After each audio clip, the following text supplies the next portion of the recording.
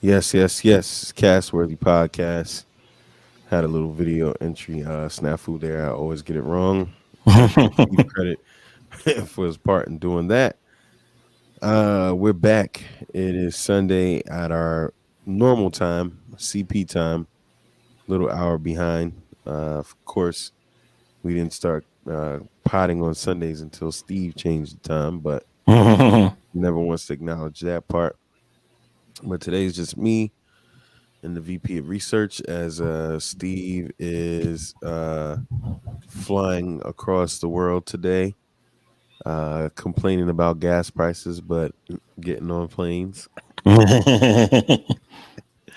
How you doing, VP?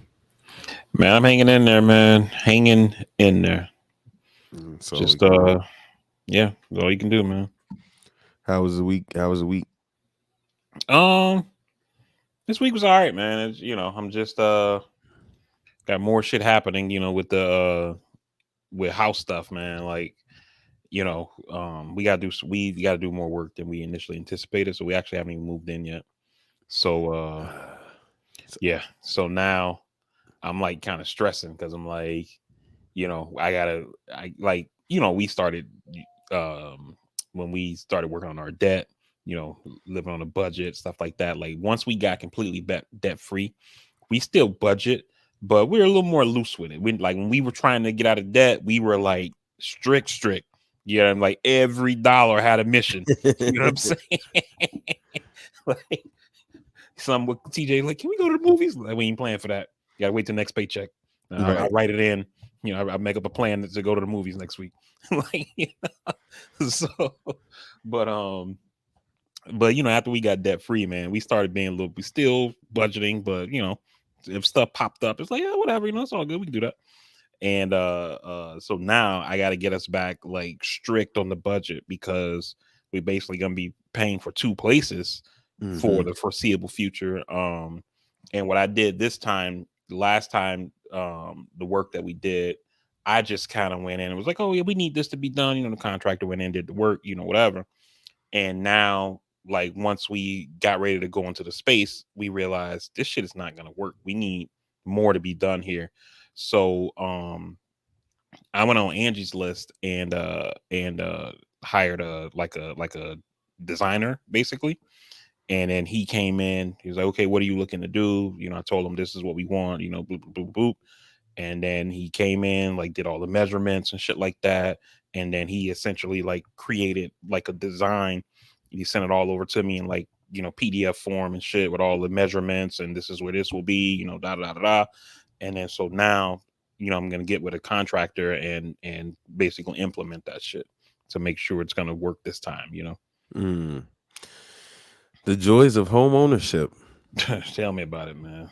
I've always said it's for the birds for me. Like I don't I am not one of those people.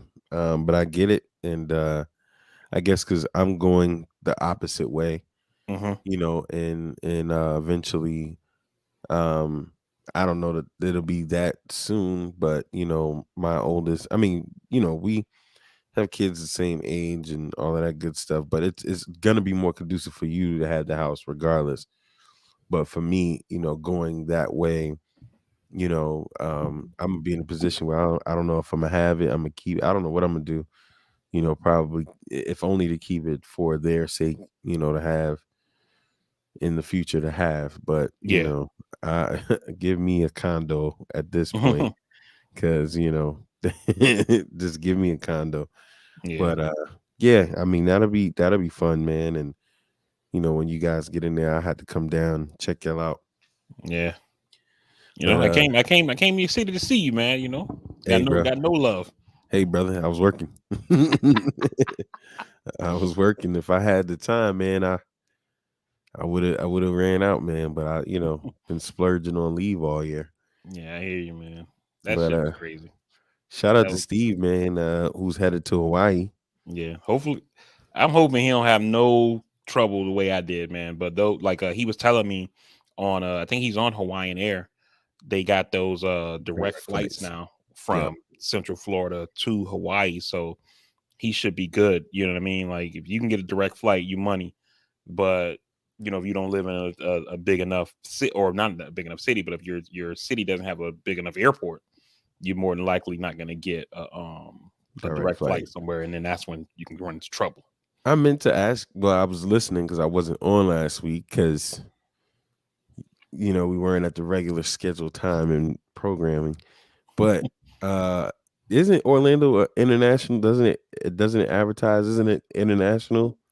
So something that I learned a long time ago is that most airports are listed as international airports, and it's something about like having that designation that Mm, allows for like fees or something like that. Like they're able to get more money, I guess, from like the price of a ticket or something like that if it's an international airport. So almost any airport you fly from will be listed as, city name international airport, even though you can't get an international flight out of that airport. You know what I'm saying? I feel like And that's so nuts. yeah, it's so. I mean, it's America, man. So, But but Miami's airport. I don't think it yeah, has an Miami is an international tag. international airport. Yeah, you Okay, can leave Miami and fly anywhere in the world. but I'm But saying it just does it have the international tag on it though? yeah, it's Miami International Airport. Okay, Yep. And same thing with like Fort Lauderdale. Fort Lauderdale is listed as an international airport, but you can't get on a plane from Fort Lauderdale and like fly to Hong Kong. You'd have to go from Fort Lauderdale. You probably would end up in like Atlanta or Newark, JFK, Reagan or something like that, and then you would fly to like Hong Kong or whatever the fuck. So, or actually to go to Asia, you got to go to West Coast. So you could fly um um from Fort Lauderdale, you probably go to Charlotte. Anytime I've gone to the West Coast from Fort Lauderdale, you go from Fort Lauderdale usually to Charlotte or sometimes Atlanta, and then you end up like in San Francisco, LA, something like that, and then you fly somewhere to Asia or whatever. But most airports are listed as international, and they're truly not. yeah, and I guess it's all about the manifest and where the flight originated and how. Hmm. Yeah, yeah, I get it. Yeah, Yeah, I just found that interesting when y'all was saying what y'all was saying. So I was like, isn't it MCO? It's yeah, MCO, right? Yeah, I'm like, yeah. isn't it MCO, it's an weird? international airport. And Weird. so, I mean, and I guess, well, let me back up a second. So Orlando is an international airport, right? Because you Because you can can go to fly from closer Orlando to to the international Bahamas. places. Yeah, yeah, You know what I'm saying? yeah. So technically they are international the same way, Steve was technically going to Hawaii next week, right? But can I get on a plane in Orlando and like take off and end up in Australia? No. So, Right. and It's that's what Sunday. international means to me. Like not like, while the Bahamas is another country, you know what I mean? Like, like if I drive from New York City to Toronto, like I don't feel like I'm some international traveler. You know what I mean? I went around the corner, Right. basically. You know what I'm saying? And that's how I look at those like Orlando to the Bahamas flights. Still international. Right. Still international. Technically. Yeah, technically, just like this guy. Oh no, next week. Like jerk. What a jerk. What a jerk. We could have recorded on a Thursday or something like that, but this guy, you know, and then I get blamed when I don't show up. But this guy, mind you, the whole reason we record on Sundays prior to football games is because of him. So ruins everyone else's Sunday because he started new shifts all over the place, and then shifts got changed again, and we haven't reassessed. I mean, it's just it's crazy. It's Yeah. lunacy. But shout out to him and family and wishing them safe Yeah. travels, man. Safe Um, travels and a good trip, man. Hopefully they enjoy. yeah, let's jump right into it, man. Let's start off with some good stuff. You guys were talking about Deshaun Watson last week, man, and I'm sitting here listening like this is lunacy. Like this dude, of course he's gonna have as many women as he can to get a rub and tug. He has millions. If I had millions, I'd be doing the same thing. The Hmm. only thing that he's not smart about consistently is NDAs, man.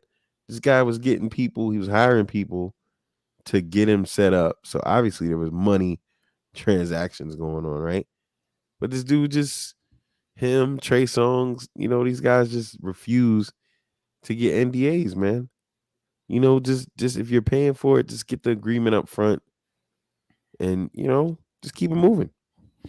So what this is my whole thing with the Deshaun Watson thing, right? It's that I'm not a person that's into kink shaming or whatever. You know what I mean? Like if everybody got their thing. You know what I mean? Whether you fucking licking toes or whatever, right? Uh, If that's your thing, there are people who do that kind of shit. You know what I mean? yeah, Like it comes with a price, but they do it. and he You know what did I'm saying? that. We're missing that No, no, part. no, no. The point that the point I'm driving to though is that even because they said it was something like 60 something different masseuses that he had. Only 24 of them have sued him. So what I'm assuming is that these 24 aren't in the rub and tug game. They're just in the masseuse game. You see what I'm saying? So why not stick with the people who are The other in that line 40, of work? You know what I mean? the other And 40. right. You know what I'm saying? So it seems like that's maybe where the problem is. You know, I mean, if you want to do that kind of shit, it's fine. But you can't like when Robert Kraft showed up to that strip mall, for the crafty, you know what I'm saying? That seemed to be a kind of place that's in that line of business. You know what hmm I'm saying? But hmm you can't go to like LA Fitness. If I don't know if they have masseuse, I've never been to LA Fitness, but I know it's a big like franchise, So you putting them out there. I assume that because of how big the gym is, they probably have that kind of stuff. But you go to like LA Fitness, they probably not doing rub and tugs there. You see what I'm saying? So but you gotta go to the correct place, right? You but don't but like but would you go to McDonald's and order chicken Alfredo? no, but You gotta go to the people who here's the do the thing. work. Here's the thing, though, right? He hired a lady whose job was to ensure that all 60 of these people were down for the cause. Mhm. Now, from what I heard, in these instances, sometimes you get people that think they're about that life and then they're not. Now, I guess the part where it gets a little crazy is that it took him 24 times to get that wrong. However, we can't ignore that the Texans organization was involved in this. It And they wasn't paid off the until women. it wasn't until he was ready to go that this became a problem. The conflict of interest in their attorney and the ownership. So, I mean, here we are, right? I just, if I was 20 something in prime athletic shape with millions of dollars, can't knock him. Can't knock him. I mean, he clearly isn't worried about STDs, but hey, he, you know, I get everything you're saying, and I don't necessarily disagree that. I just think that you know, like I'll give you another example, and it's fictional, but still, the show Billions I talk about all the time, right? hmm The main character near Chuck, played by Paul Giamatti. hmm He's the U.S. attorney, and then he later becomes the attorney general for New York. Yep. So when he's getting ready to run for governor, and he got this billionaire dude who's gonna like back his campaign. So the dude is like, I got to put you through a background check before I get in with you, because I can't have your life like fucking my shit up. You know what I mean? So as they going through his background check, he tells them like, he is into like all this S&M shit or whatever. And so Yeah, I him and his remember. yeah, so him and his wife uses this lady that they go to for the that kind of stuff. Yep, I remember. So they essentially don't want no loose strings out there. So the billionaire guy gets with his people, and they have somebody who go in posing as a client, and then the dude steals her laptop or whatever. So she meets with Chuck to tell him, hey, somebody broke into my shit and they stole my laptop and got all my client information. And she was like, but you don't got nothing to worry about. She was like, because one of my clients is he's in corporate cybersecurity out in Palo Alto, and you can rest assured that my information on the computer is safe or whatever.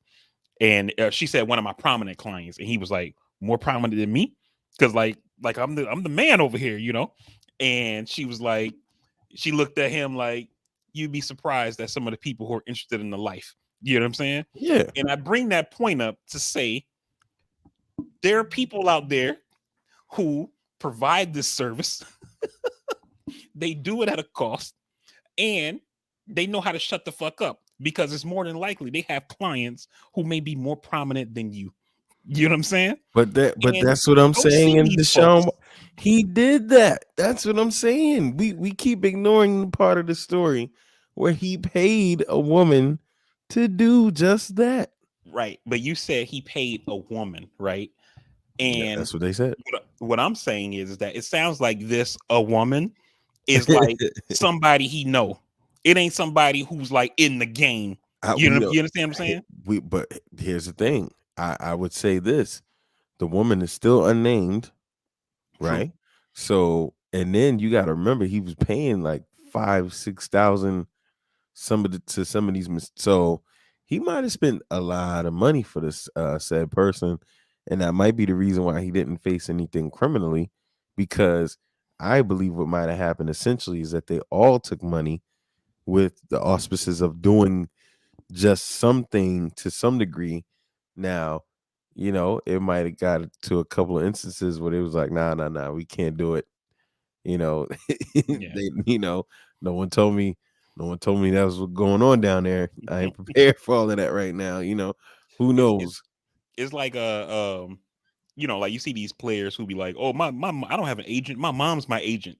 Like when your contract, if your contract was done by Drew Rosenhaus, you expect all the T's to be dotted, I's to be crossed, or I's dotted, T's crossed.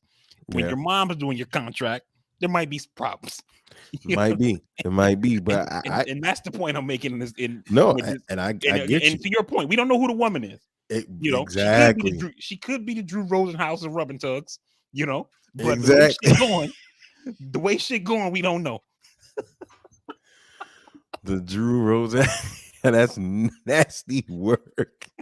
The Drew Rosenhaus of rubbing tugs.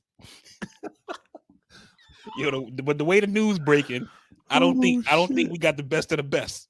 You Well, know, again, like I said, we still don't know her name, and he was facing the billionaire, hey, true. with the Texans organization. So that's, honestly, all things considered, man, 6 games, no criminal charges. Again, Definitely not something to change. condoning any of the behavior he may have done, right? But you had people on ESPN talking about, he's disgusting and heinous behavior.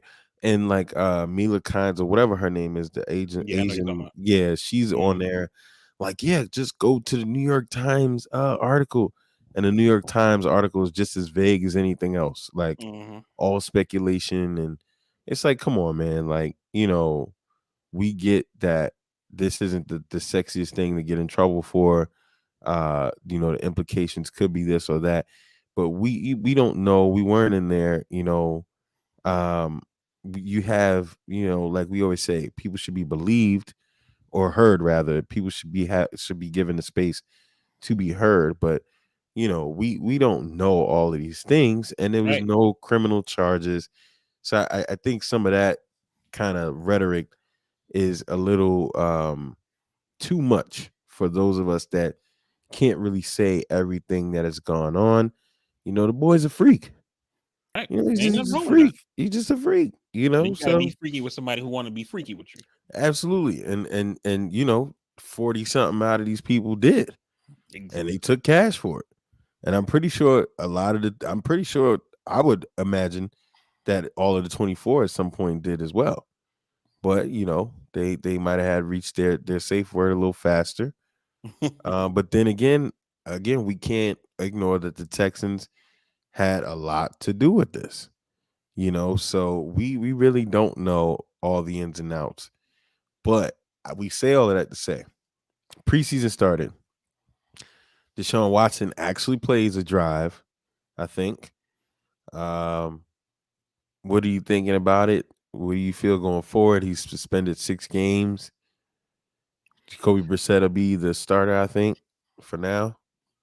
I think having Watson start was, I mean, he only played one series. I think he went 1 for 5 for 70 yards or something like that. Hmm. And so it was a nothing burger. It's kind of what you expect in these typical games where teams let their starters get out there for one drive or whatever.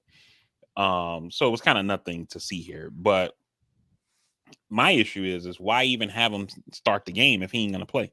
Because Oh, we I'm gonna already tell you. know he's going to be suspended for 6 games at Yeah. least. The NFL has already appealed, and from stuff that's leaking out, they're saying that the commissioner wants. I've heard anywhere from a 1 year suspension or an indefinite suspension that lasts at least 1 year, and then they also demand that he gets like some type of counseling or something like that, right? So I don't understand why not have Jacoby Brissett come out, started off, work with the first team and stuff like that. Because from stuff that I'm hearing, from news reports, even at camp, Deshaun Watson is still taking most of the first team reps, and it's like this. You like does the fax machine in Cleveland not work? Did you not hear about the 6 games? Like, Well, here's the thing. I'm gonna tell you, it's twofold, right?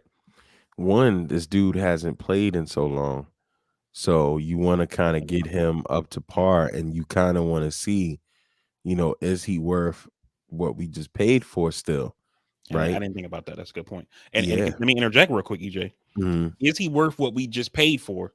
You guaranteed his whole contract. Yeah. Well, yeah, and we don't, and again, I'm pretty sure there's some fine details in there, but here's the other thing, they want to see if he can get back into the driver's seat and get as many reps in a live action space as he can, because 6 games in a 16 game season, where you figured last year they went and won 10 games with Baker, which Baker, I just watched him play in DC or Maryland yesterday. With what he has and what's going on, I think Baker, of course, I said it before, got a bad rap. But again, uh, him going out there to see if he can still run and still do what he did, that's a big part of it. But the other part of it is too, right? Is if we put him in there, we put him in the game. This is the most return to normalcy that you're gonna get, and it's kind of Mhm, like a little slick way of kind of trying to take the pressure off of things, because he's played right, and people have been talking about it, but it hasn't even been the stabilized headline that they're talking about over and over and over. Now you mhm, got Fernando Tatis Jr. coming out getting jammed up for steroids. The Pittsburgh Steelers controversy, quarterback who's going to replace. So they slid this guy in there, and now it's not going to be such as a big deal when he actually does come back. And I think, if anything, I think they'll be in a position where the NFL, I don't think, is going to be able to get anything from him in additional games, because I also saw something where he was alluding to, hey, I'll take 8 games and call it a day. mhm, So I think what we're gonna wind up seeing is this guy they're sticking with the 6 game suspension. This guy will play, and this time next year it'll be nothing to see here. mhm, Yeah. So, but speaking of preseason, just talked about Carolina playing DC. Um, Baker, looked pretty decent in that game. Took him down the field. I think they're still obviously gonna have some more work to do, but I think Baker will win that job. Sam Darnold had a touchdown drive yesterday, but it was a short field, but he didn't do anything impressive when he had to actually go down the field. But Wentz, man, Carson Wentz, if you're a Commanders fan, you've got to be kind of scratching your head here. He looked pretty bad. mhm. He looked pretty bad. I mean, you know, I I was one of those people who believed in Wentz early. I I kind of looked at Wentz like this, right? When I one, it, it sucks when we kind of shit on people who come from small schools. Like I remember when Big Ben got drafted, and they was like, when the commissioner said, Ben Roethlisberger from Miami, it's like I kind of tuned out. I didn't hear him say Miami of Ohio. I just heard him say from Miami, and I'm like, Ben, who the fuck is Ben Roethlisberger? Because I'm a Hurricanes fan. I'm like, I've never heard of this dude. Hmm. So then once I looked it up, I'm like, oh, Miami of Ohio, okay. And I'm like, damn, they took him, because it's not a big school. But I mean, the dude has had an amazing career, right? And I kind of thought the same thing with Carson Wentz, but it's like, these people are NFL scouts. They obviously, have a bunch of they have an eye for talent, that kind of thing like that. So, they probably see something in this kid. And then, he gets hurt the first year. He comes back, he's having an MVP season, and then he gets hurt right before the playoffs. And then Nick Foles takes it home and they win the Super Bowl. So I Right. was one of those guys who felt like we just need to see this guy play a full season, and then we're really gonna see, what he has to offer. And he can't stay healthy. And even when he's healthy, he's not looking. It looks like that MVP season he was having up until he got injured the Super Bowl year in Philly. It looks like, my uncle used to say this thing. I don't know what the fuck it means, but he used to say, you know, the sun shines on the dog's ass every now and then. Oh yeah, it's kind of like a broken clock is right twice a day, certain kind You're of right. thing. Like, yeah, And I feel like that's maybe what happened the MVP year. And just in case people don't know, he didn't win the MVP. He was just having MVP type numbers that year up until he got hurt. Um, um, but I feel like that was kind of, sun shining on a dog's ass, and everything else that we've seen has been the true Carson Wentz. You know what I mean? yeah, and and it's tough too because mentally, I think we missed the mental aspect of all of the things that he went through with the injury, the Nick Foles controversy. It is Philly, nonetheless. Um, he also was not throwing to the best receivers at some point either. So but to your other point about the small school quarterbacks, I it's funny if you look at the quarterbacks that have won over the last. Let's go back to 2000, right? You've got Dilfer. I don't remember where Trent Dilfer might have went to school, I'll check it out. but Tom Brady, Brad Johnson is another one I'm not sure about. But Tom Brady, okay, Big Ten, Michigan, but late draft pick. Ben Roethlisberger, 2005, Miami of Ohio. Trent Eli, Dilfer went to SEC. Cal He went State to Fresno. Cal State Fresno, which, yeah, Cal State Fresno. I don't know that they were a big school per se back then. You got Drew Brees, Aaron Rodgers went to Cal, packed school, but not a powerhouse for quarterbacks. Joe Right. Flacco in there, Drew Brees went to Purdue. Purdue, Big Ten. I think they're Big Ten school, but not one of the Power Five schools. Haven't Mm-hmm. been good probably since he's been there. You got Joe Flacco, who went to the University of Delaware. Yep. Russell Wilson, okay, also Big Ten school, not big powerhouse school. But Tom Brady comes up on this list 1,000 times. Peyton Manning, Mm-hmm. SEC, Tennessee. Nick Foles, Pat Mahomes, Big 12, big school. I mean, and then Stafford, who I can't think of. Oh, he went to Georgia. To Georgia. So I mean, when you look at that list, you only got a few times since 2000 where they really come from these big powerhouse conferences, right? Right. And then when you look up schools that have quarterbacks that have won multiple Super Bowls, BYU is up there with Steve Young and damn, can't Jake the Snake uh from the Bears. So, this has always been a knock on Zach Wilson coming from BYU, and Mm-hmm. they don't play anybody. But in reality, I mean, they got two Super Bowl champions, not the same guy, where a lot of schools can't even say that. So I just think, to your point, people shitting on these guys coming from small schools, it's like they totally ignored the environment that they come into, the team, the system, and does it really matter these days? No, it doesn't. Yeah. The last guy that you like, LSU, Joe Burrow went to LSU, but they didn't win. But I mean, it's not like it's 1,000 guys coming out of Alabama. The last guy to win a Super Bowl out of Alabama as a quarterback was Joe Namath. Mm-hmm. So, but they're phenomenal in so many other areas, but not quarterback. Yeah. So, I think part of it is, and I think the point that you make is excellent. I think part of it is that people think like for example, especially when you talk about like the SEC programs and stuff like that, you know, if you're getting a quarterback out of an SEC school, you know, or even if they come from Alabama in particular, since we have 3 Alabama quarterbacks in the NFL at the same time right now, and Tua, Hurts. Jalen Hurts, and Mac Jones. Um, I think people feel like that program in itself, and the SEC in general, you're playing against, like, it's almost like you're playing against NFL level talent in Hmm. college, you know.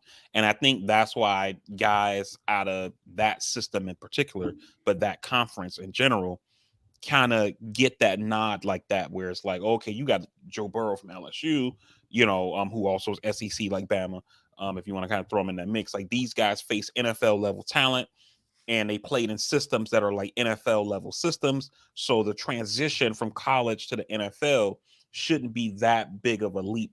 I think that they feel. Whereas a guy who, like in a Carson Wentz, who went to what was it, South Dakota, I North believe, Dakota. North Dakota, Hmm. where, okay, this guy has all the intangible things. He has the intelligence, he has the arm strength, he can make all the throws, et cetera, but he ain't playing nobody. You know what I'm saying? Yeah, And I think that's kind of where people knock the small schools, especially at the quarterback position. and I know it. I know that's the logic in it, but the most asinine thing about it is the results. You almost never have guys from the SEC at quarterback be successful. Right. Dak is the only other one right now that I could think of, and he wasn't, and they Forgot shitted about on that. him in college. You know what I mean? You got Kellen Mond who's sitting behind Dak Prescott in Minnesota, who I think can be the next Dak Prescott if something that happens. Kirk Cousins said this before. You've got Trask, who's in Tampa, and you might be able to speak a little bit about what he might have done yesterday. Mhm. He came from University of Florida, but shit, even in '96, we had Danny Werfel, who won Sugar Bowl, won the championship, came out. The Washington was trash. Tebow didn't make it at quarterback. Cam Newton had to go to Auburn, and Mhm. even technically, Jalen Hurts had to go to the Big 12 to really get the respect that he garnered. So it's like it's so funny that in all other aspects that logic can remain true. Obviously, You with forgetting the one, who's that? the biggest, Jamarcus Russell. Oh shit, yeah. And I mean, shit, and all aspects that thing usually remains true. Like, yeah, if you get a DN from LSU, it's likely going to be this or that. But quarterback, they try to cut that same check, and it doesn't pan out in the NFL. And Yeah. it's just crazy how that works. But And at the end of the day, it's, you know, especially when you talk about the quarterbacks, like, can this guy throw the ball? Can he read coverage? You know, and can he throw it on target? You know, yeah. and those are kind of like the basic things. And if you protect them, you know, if you give them, you know, even like with Tua, like I know you know you shit on Tua and stuff like that, but when people talk about last year, they're like, oh, Tua, oh, he don't throw the ball more than 7 yards. It's like because he doesn't have more than 1 second to throw it. His average like hike to throw is like 1.7 seconds. Mm, Because if he doesn't get rid of it, he's gonna be on the ground. You know what I'm saying? And yeah. so you know, you don't give the guy, you have him in the worst offensive line in the NFL, and he still manages to throw for over 2,000 yards, and I think it was like, you know, 15 touchdowns, something around there, in the mid teens somewhere. And you know, but people will shit on him and say, this guy fucking sucks, he's a bust, da da da. And it's like, you know, he hasn't had a fucking chance. And it's easy to make the comparison and be like, well, Joe Burrow don't have no line, and he took his team to Super Bowl. And I would argue and say Tua also didn't have no fucking receivers last year, you know, Except for Waddle. except for Waddle, you know. But at the same time, you can't get those long, like, developed plays and shit like that, because it's like, I gotta throw this, I gotta check down to the, you know, I got a chance to make one read, and I'm either throwing it to my first read or to the check down, because nothing else I can look to see is open because I don't have no fucking time to throw the ball. Hmm. Yeah, you're absolutely right. And like we said, where you go matters, and the situation matters, and all of that matters. And Hmm. Philly was a pressure cooker situation. The dude was having an MVP year, gets hurt, and now everyone's talking about replacing him. So Yeah. mentally, that is a thing that you have to overcome. And the Speaking, and the and the point that you just made about where you go, I think that's an excellent point, because it's not just like what's there when you get there, right? If you get drafted as a quarterback, it's more than likely you're going in the top 10, maybe, top 18, something like that, right? hmm And you're going to be going to the teams that aren't really like the great teams, right? Those shitty to intermediate teams, right? not good at And all. huh? Not good at all. Right.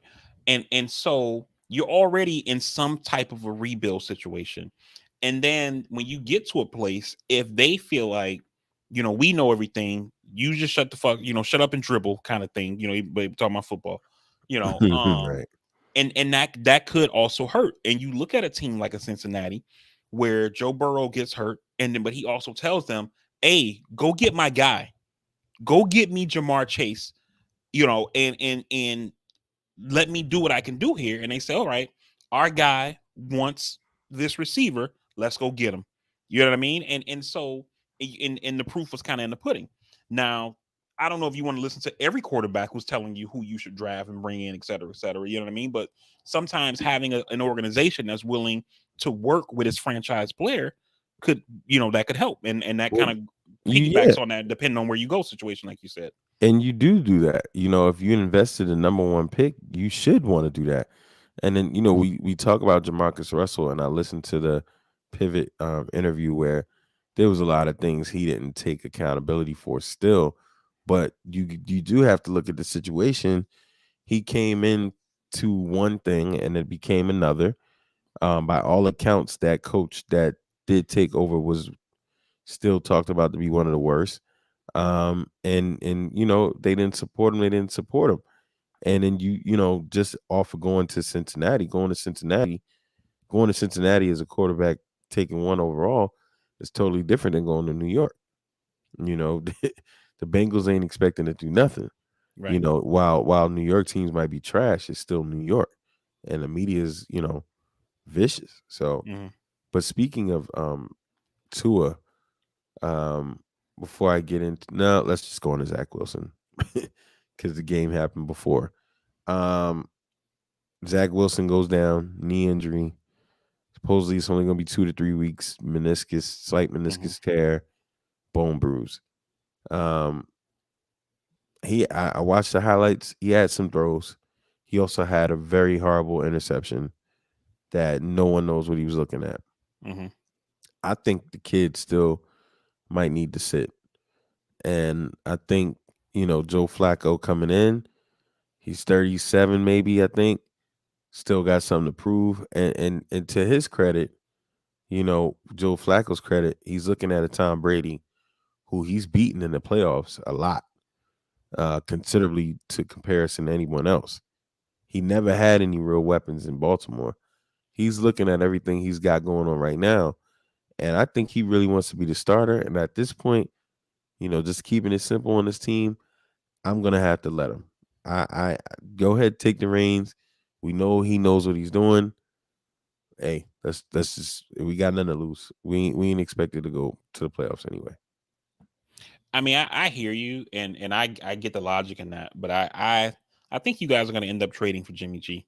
The coach is familiar with him, and it wouldn't even cost you much because I'm pretty sure the Jets could probably get out get out of having to give up any kind of significant picks for him by eating most of the contract.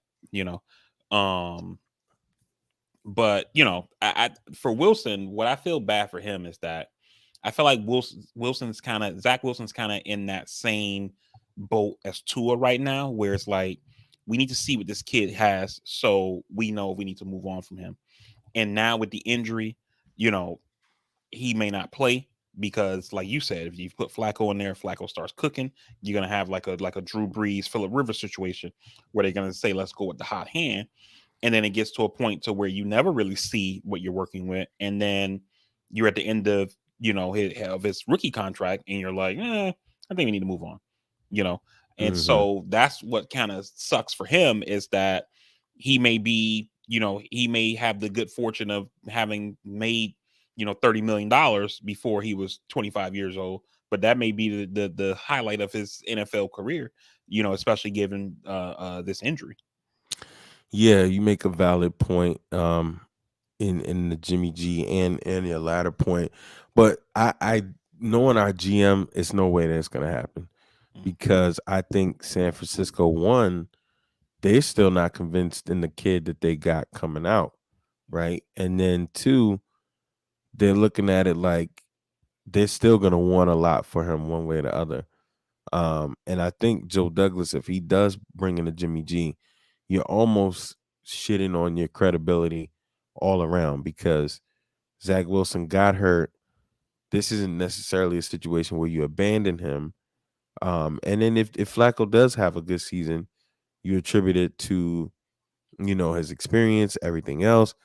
And then going forward, he's not a long-term option. So you just let your guys sit and watch. And hopefully, if you have some upside to this team, you say, well, we've given him time to sit and watch. We're going to keep surrounding him. We're going to go with him again. But, if we need to move on, we'll know for sure. So, Mhm. I mean, I guess, in that point, he is in a pretty jacked up situation. But, I mean, to be honest with you, man, there were reports coming out of camp that this dude was looking way better with the ones. And I saw it last year when he came in. You know what I'm saying? He was decisive. He knows what he's doing. But he's 37 years old. He Yeah. has super experience. He has Super Bowl experience. And he's always had ice water in his veins. So Hmm. I'm willing to see what that looks like. At least if it's 4 or 5 games, I'd rather see what's going on and get some wins that we didn't expect to get. Yeah. I mean, and that's the, I mean, you can't, you can't discount the experience. We saw that in Miami with Ryan Fitzpatrick. And I mean, he gets in there, he recognizes the coverage. He knows, this is a blitz is coming. I gotta, get rid of it immediately. I need to change the play at the line. Whatever, whatever. And you literally would see that, like when Tua would come in, when they first started playing Tua, like in week 7, and he's looking around. Next thing you know, he's getting blitzed, whatever. Fitzpatrick's in there. He comes to the line. He's, pointing fingers all everywhere, calling out coverage. 57's the mic, changing the play up and shit. Yeah. It's different, man. But, you can't get the experience if you don't play. Yeah, that too. So how did they look last night? How did the Dolphins, how did Tua look last night? What happened? Tua didn't play. The Dolphins only played a couple of starters. Like Gasecki played on the offense. Couple Which is plays with weird. yeah, couple plays with Miles Gaskins. On the defensive side, same thing. Only a handful of starters played. It was mostly, backups and rookies. Hmm. And then for us, even Teddy didn't play. Tua and Teddy didn't play. So the rookie that we took in the 7th round last year, Skyler, I want to say Roberts, but I don't think his name is Roberts. I think it's like Williams or something like that. I'm not Skylar familiar with Thompson. him. Skylar Thompson from Kansas. Um, he started and played the whole game. He threw for 218 yards and a touchdown. He looks decent. But again, he's playing against backup guys. The Bucks quarterback, they started with Blaine Gabbert. He played like 2 Mm. series, and then they brought in their rookie guy. You said his name Trask. earlier, Trask. Trask. He's He a looked second. He's a second year guy.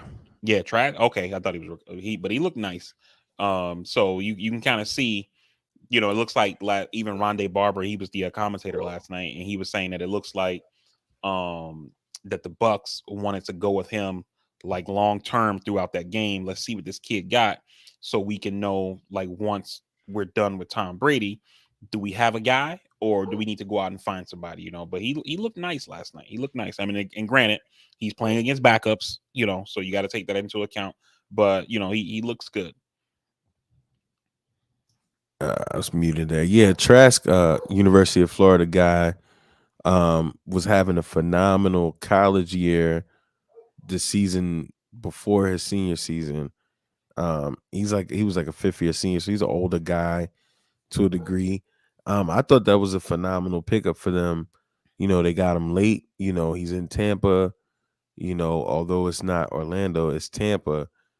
So, that kind of gives that not so much hometown, but still Florida kind of Hmm. cooking. I think even though he's from Texas, but yeah, I thought he would be a potentially good heir apparent to learn under Tom Brady. Blaine Gabbert obviously is the immediate, choice if something happens to Tom because of the experience, Right.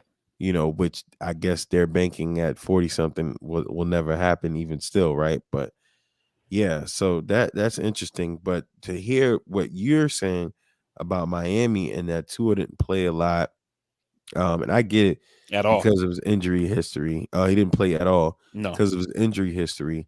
But it's still interesting to a degree because it says that this team thinks they're much further along than what you may initially think. So they're kind of saying we could bench these guys and all of these guys because we know we're going to be all right closer to week one. Yeah.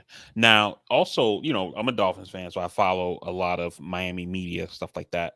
And so the reports coming out of camp is that Tua's having a good camp. Every time he makes a bad throw, those videos get like the underthrown ball to Tyreek, they get blown up or whatever. But I mean, it's one pass out of hundreds. You know what I mean? I've seen countless, 50-yard passes to Tariq in stride, to Jalen Waddle in stride, Cedric Wilson in, you know what I mean? But I mean, though, again, no, that's one pass out of how many, right? Mhm. It's not like I get to see the whole practice, or even the media doesn't get to see the full practice. They only get to watch for portions of it. But from all accounts, Tua's having a pretty good camp. Now, one of two things is happening. When the players come out and talk, they're saying Tua throws a good ball. I like this guy. He's very accurate. Do do do do. It could be players hyping up their man, or it could be the truth. I don't know which one it is. The proof will be in the pudding when the season starts, right?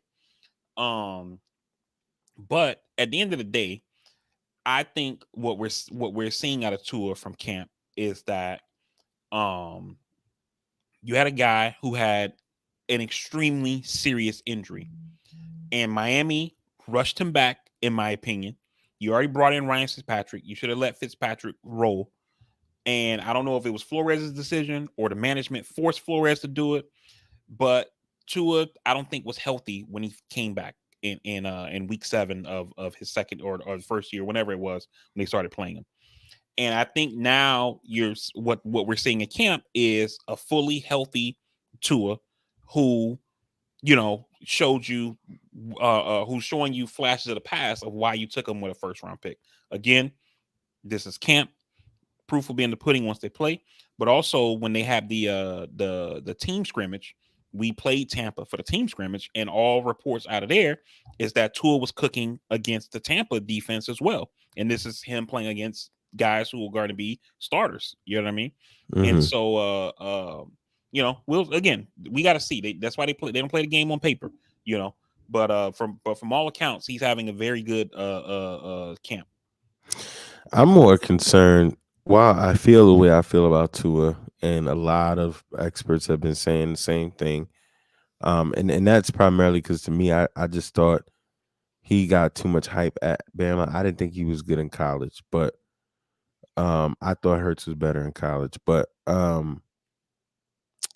what I'm more concerned about, if I'm a Dolphins fan, is the defense because Flores, I think, obviously was undervalued, underrated in what he did in calling those defensive plays.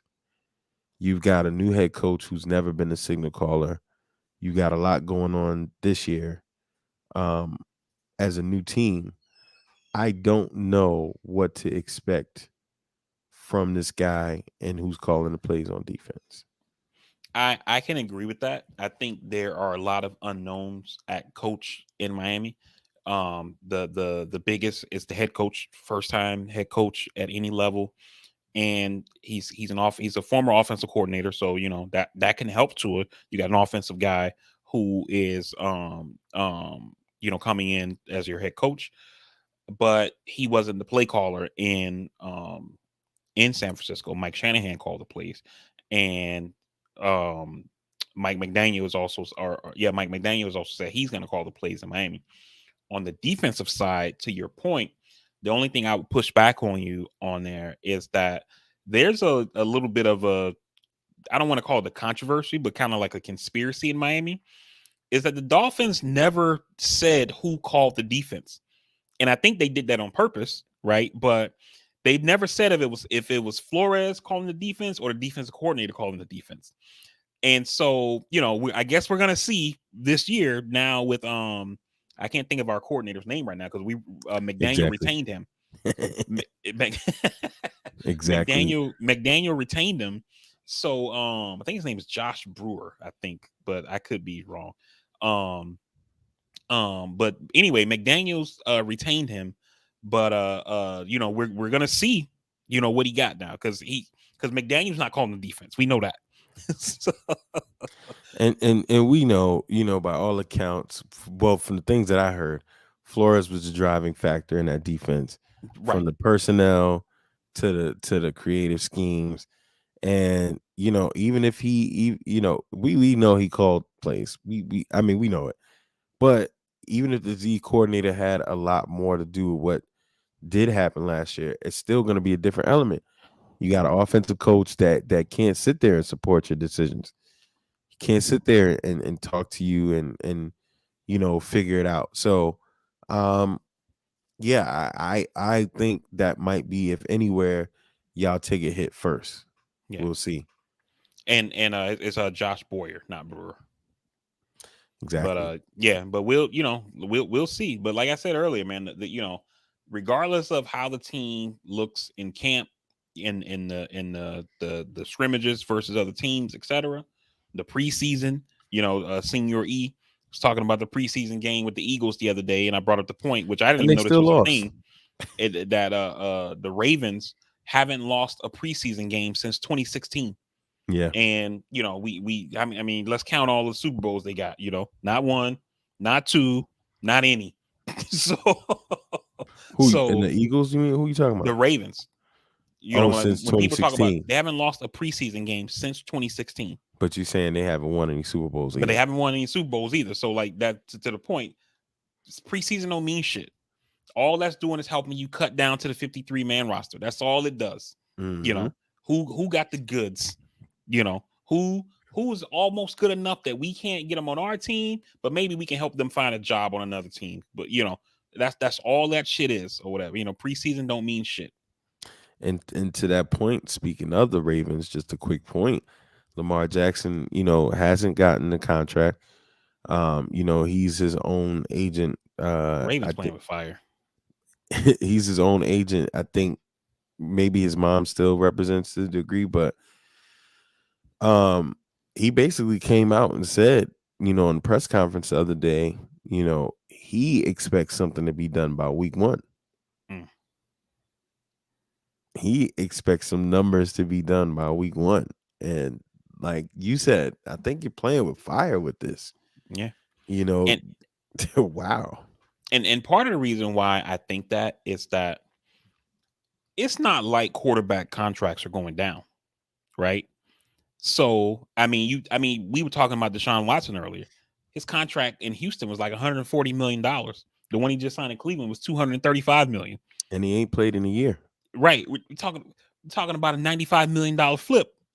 You know what I mean? So it's not like and with Baltimore, you think that they wouldn't be playing this game because they did it with Joe Burrow.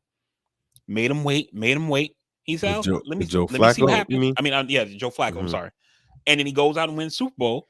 And what was crazy with them, from the media reports I saw with Flacco was asking for like a $70 million contract, something like that.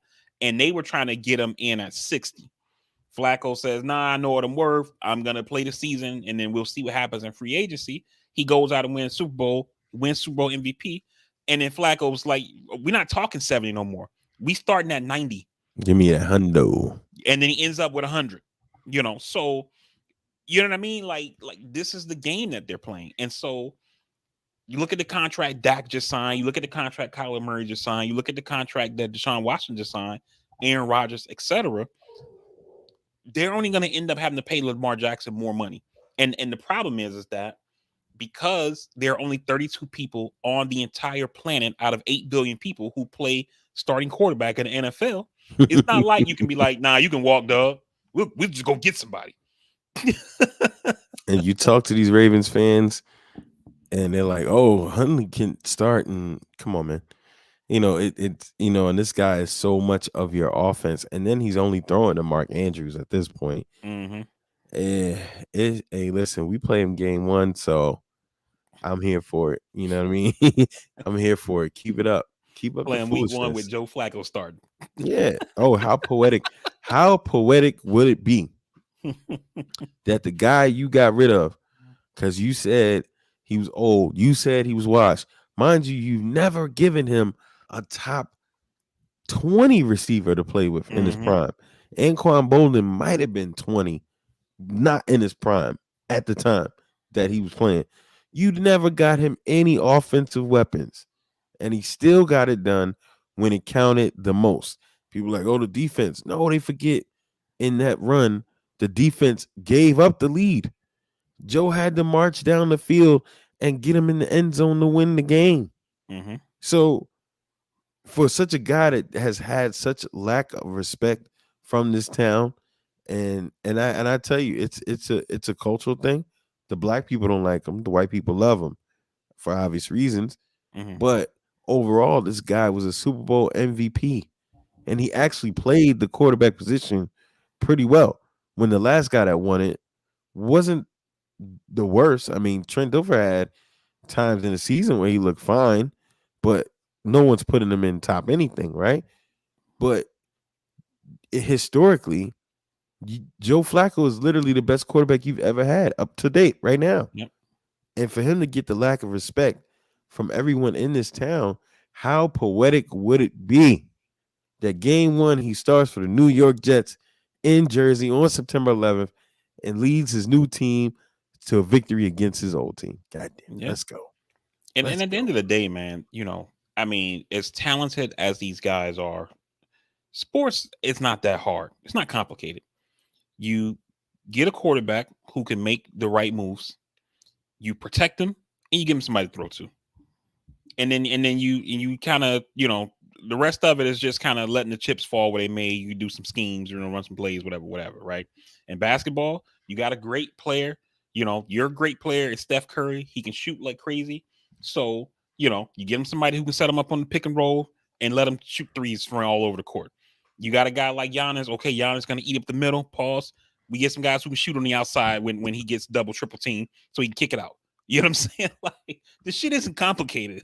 It's you not know rocket science, man. but these teams don't seem to do that. It's like, oh, like the worst thing is from my Dolphins last year, or not last year, the year before last, was when Flores said, yeah, we knew the offensive line wasn't that good. We thought we could get around that with scheme. It's like, wait, what? Like, what the fuck are you talking about, yo? And regardless of what people think about Tua, I think Tua's gonna have it's gonna be the best season of his career. I think. Why? It He has should an be. upgraded offensive line, and he has somebody to throw to. It definitely should be. It definitely should be. But I agree with you 100%. Baltimore's playing with fire, but guess what? You want to do this going into week one? I'm here for it. Because my man said he expects something to be done by week one. He's very profound in that. And what I would love to know is if that doesn't happen, is he going to sit out? Because if I'm him, and I get injured in this game, we got some hitters on defense here. And if I get injured in this game with no guarantees, where does that put me? Yeah, I mean, we Absolutely seen right. what happened with RG3. RG3 had rookie of the year season doing offensive numbers. He beat out Andrew Luck. Yeah. Beat out Andrew Luck. And then tears up his knee. Shanahan allows him to continue to play with one leg. His career is never the same again. Mm-hmm. And you have to think that Lamar Jackson definitely had his eye on that Kyler Murray situation where it's like, yo, I've been a league MVP. I've been to the conference championship, and I can't get a contract. This guy who hasn't won a playoff game just got a long-term contract for $235 million, 160, 170 million guaranteed. What the fuck are we talking about here? Makes zero sense. I mean, it literally makes zero sense. And I mean, I attribute this to Baltimore ownership, Baltimore owner Steve Bisciotti being a cheapskate. They just have a history of this kind of stuff. But yeah, moving along though, take us into the latest Trump news and what's been going on. Oh man, this has been a week of weeks, man. And when you talk about history, just news, etc. So on Monday, the FBI executed a search warrant on Trump's home in Palm Beach, Florida, Mar-a-Lago, the golf resort that he lives at. Um, from all accounts, the FBI came in. They were trying to be respectful and not put it on blast. They didn't report to the media that they were doing this thing. They didn't leak it out or anything like that. Even when they showed up, typically when you see like video of FBI doing searches, you see them with the blue jacket with the big FBI on the back. They didn't even do that. They went in plain clothes. They went in with suits on, so that way they would kind of look like Secret Service agents, since Trump's home is under the protection of the Secret Service. But Trump went out on his social media platform, Truth Social, and blasted it out there saying the FBI raided my home. They even broke into my safe, So as things went on, Trump did what he always does, which is make a lot of noise, right? Throwing out accusations that the FBI planted shit and all these kind of things like that. So fast forward to Thursday, and I think what Trump was doing here is that the Justice Department doesn't speak about their ongoing investigations. That's why when the whole thing happened with James Comey, the former director of the FBI, Mhm. and in the Hillary Clinton situation, that's why that was like so crazy. Is because the Justice Department, FBI don't. Anytime you see something about an investigation, you always hear it ended with, "We reached out to the FBI for comment, and they advised that they don't comment or deny or confirm or deny on any investigation or whatever." So I think Trump was using that to his advantage, knowing that they're not going to say anything. So I'm going to come out here and just flood the zone with accusations. And Of the course. right. And so on Thursday, the Attorney General, Merrick Garland, came out and said, because of this shit, Trump revealed the search. We weren't going to say anything. We asked the court to unseal the search warrant. And before that even happened, there were reports saying that, according to sources, they were looking for classified documents. Some of the classified documents were nuclear in nature. The search warrant comes out on Friday, and we see from they released the search warrant and the property receipt. So when you get a search done by the authorities, they have to give you a copy of the search warrant that's signed by the judge, and then they have to also give you what's called a property receipt, which is an inventory of everything they took, everything they seized, right? And on this property receipt, they took 11 different sets of classified documents, stuff that was just marked classified, stuff that was marked top secret, and then stuff that was marked top secret SCI.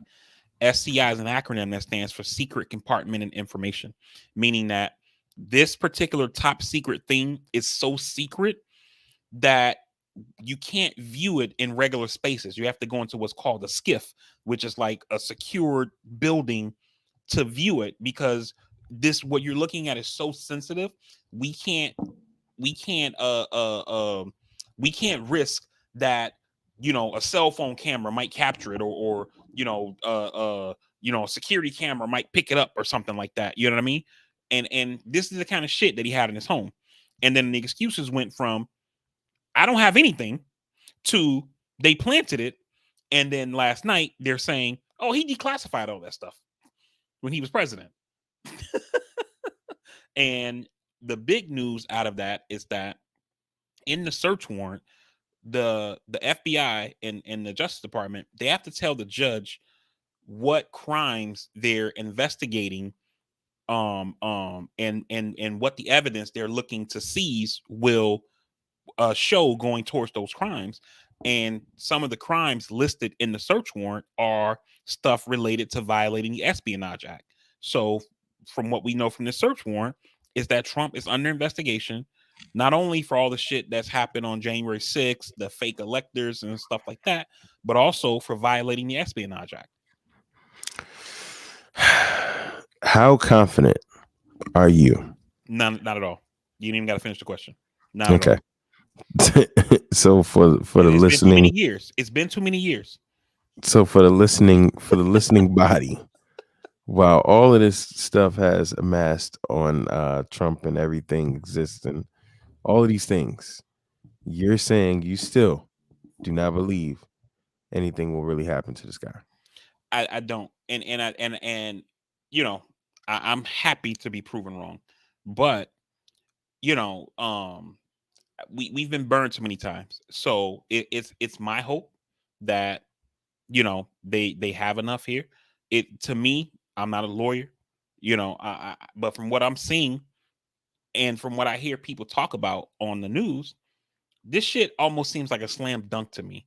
But the first part is, can the evidence stand up in court? Because it's one thing to put stuff out in the media. Can it stand up in court? Right. But secondly, um, even if it could stand up in court, does the Justice Department have the balls to bring charges against a former president? Even if you take Trump's name out, just a former president is something that's never been done in our history, and so we have to see, we really have to see. And with And somebody then, and then like a lot of people, and real quick, a lot of people are jumping on the fact of some of these Espionage Act crimes, as well as the mishandling of classified documents crimes. They have parts of the law that says if you're convicted of this, you're not allowed to hold an office under the United States. So they will prevent Trump from running for president. And a lot of people are like, yeah, they should do it. That way they can get him guilty for, having these documents he shouldn't have had, et cetera, et cetera. He right. won't be, they can get him to not run for president that way. But now that could come with a constitutional challenge at the Supreme Court, because the Constitution says in order to be president, you have to be a natural born citizen and be at least 35 years old. That's the only test that the Constitution puts for running for president. Now, I've seen it argued both ways this week. Lawrence Tribe, who's a Harvard law professor who teaches constitutional law, he's taught many of the people who are on the Supreme Court right now, including the Chief Justice. He says, of course, the founders understood that you could put stuff in the law that would prevent somebody from running from office. He was like, the penalty for treason is not that you can't run for president once you serve your time, but he's pretty sure the founders didn't think somebody who was convicted of treason should then be able to run for president after they've served their however long prison sentence. You know what I mean? And so, they probably would have had them gunned down in a duel. So I mean, you can, treason can be punishable by death. But to his point though, like let's say you were convicted of treason and you got 20 years. And then when you get out of prison, you say, I'm going to run for president. And people say, oh, well, nothing the Constitution says it can't. So, sure. You know what I mean? So, but we would have to see what happens in the courts with that. But I think people are kind of putting the cart before the horse, jumping on that whole, you can't hold office anymore part. yeah. Yeah. I had to agree with you, man. It's it's pretty damning stuff. And you would think it's a slam dunk, but like I said before, this guy Trump, man, it's gotten away with so much. Mm-hmm. It's to be expected Yeah. rather.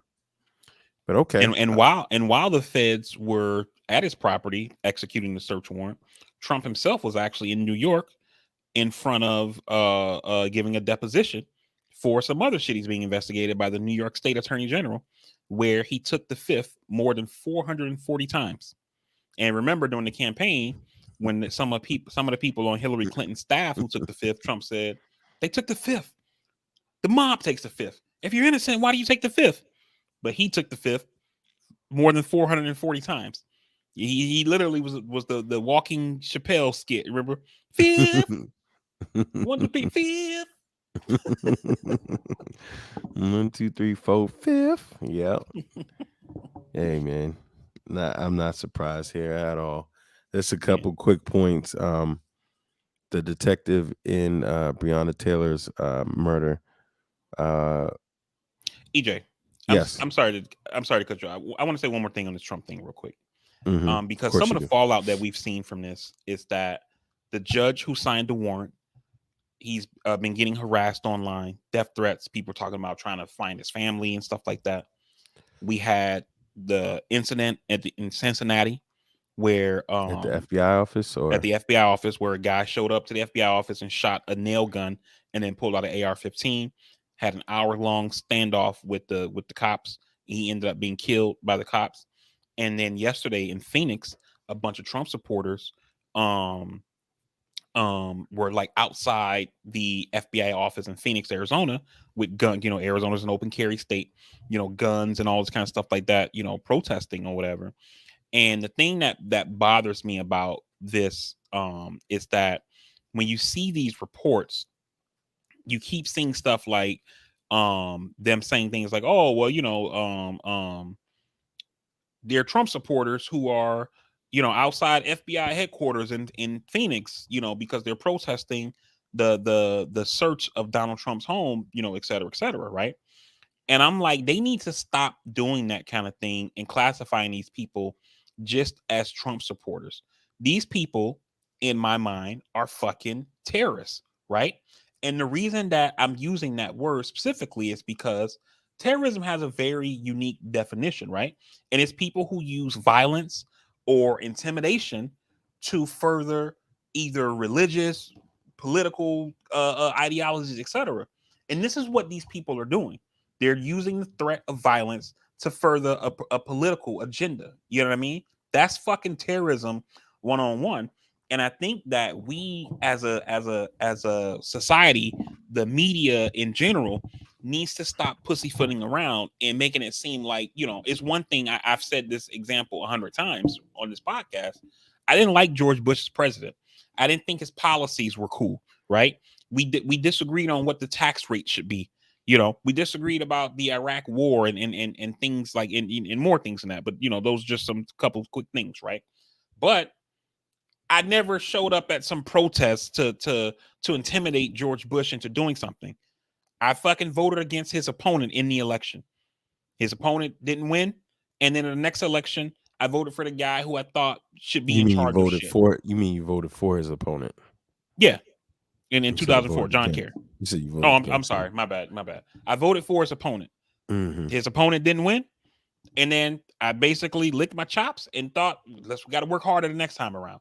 And then I voted for the guy who, different guy, Obama or whatever, to replace him. The guy who I thought was in the same camp as me on my political beliefs. But these Trump But people here, don't look at things that way. They say people aren't doing what we want to do. So now we need to show up. We need to kill people. and We got here, to surround and their house with guns here's and the shit. thing. Here's the thing about that too, right? And I was talking to somebody about gun ownership, and here's the other aspect of it all. If we do get a ban on assault rifles, high magazine weapons, the other part about it is what we can be sure on: the government is not going to go get these guns from these people. That's a fact. Mhm. And as a people, as a culture of our people, we got a couple choices. You could be on one side of the fence where you're like, I don't believe in them at all, and not get any, or you can still not believe them at all and get some for yourself. Because these people that you're Rather talking have it and about, not need it than need it and not have it. exactly, these people that you're talking about, they're not just stopping with the politics.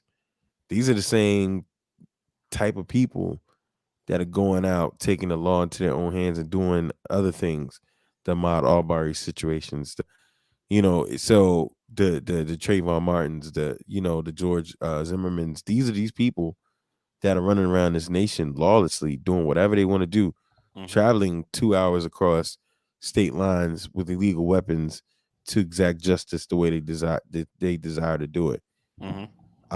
And it's a scary time, and it's just crazy to see that this is going on. And you're absolutely right. Exactly why when we asked one show, why haven't these terrorist organizations that have existed in this nation been brought down and condemned to be so? Hmm. It's clear we're not in a post racist society. It has become more sophisticated racism, and that's what we are. And Trump, this whole thing, I don't even think this was his intention, but who knows? This is where we are. So it is scary stuff, man. Yeah, Scary absolutely, stuff. absolutely. Whoa. Um, Really quickly, the detective in Breonna Taylor's murder, Kelly Goodlett, charged Hmm. federally, pled guilty. No, she will plead guilty. Hasn't done so yet. Will plead guilty. Okay. Um, to conspiracy. So, you know, there was some stuff going on here. you know, we just gonna let that play out. But, you know, some traction for that family and for that city. Yeah. So we'll see. Carolyn What's a, Bryant. Go what's ahead. amazing about that, real quick, EJ, is that Mm, you know, most federal statutes have like a 5 year statute of limitations. So when Breonna Taylor was killed back in 2020, these same charges that the Biden DOJ brought were available to the Trump DOJ. They reviewed this case and said, "Yeah, there's nothing to see here. I mean, we're sorry she's not alive, but nothing we can do about it." And that just kind of goes to show you, that they really didn't give a fuck, because these charges were available to them when this murder happened. You know what I mean? And the thing is, and again, I love prefacing stuff with saying I'm not a lawyer because I never even thought about this. Because what the attorney general said at his press conference was they went back and they're not looking at Breonna Taylor's death, because when you look at the charging documents, they're not charging any of them for killing her. They're charging them for conspiracy and civil rights violations, saying that because these cops lied to the judge to get the warrant to even go in the house, that's where they violated her civil rights. And then after they killed her using that civil rights violation, they all got together and conspired on how to to cover it up. sell the story, to cover it up. You know what I mean? And so it's like it took 2 years to develop that evidence. Like, they didn't know this 2 years ago when To when be when, fair, when the investigations take time. Investigations take time. To be fair, I mean, to be fair, because to be devil's advocate, if something had a coming out, if something had come out, with a expedited timeline and all this kind of stuff, people would have been questioning how thorough the investigation would have been due to the nature of everything that was going on. Um, I mean, do we know and feel that this was a part of Trump's agenda? Absolutely not. Absolutely not. we don't know that, but we can look at the totality of circumstances and make an educated guess, I would say, because Daniel Cameron, the Republican Attorney General, black guy by the way, of Kentucky, looked at these same sets of facts and said nothing to see here. Yeah, I mean, and that's on the local level. I mean, so again, but we know this though. We know that the people in power do not care about us. They do not care about these situations.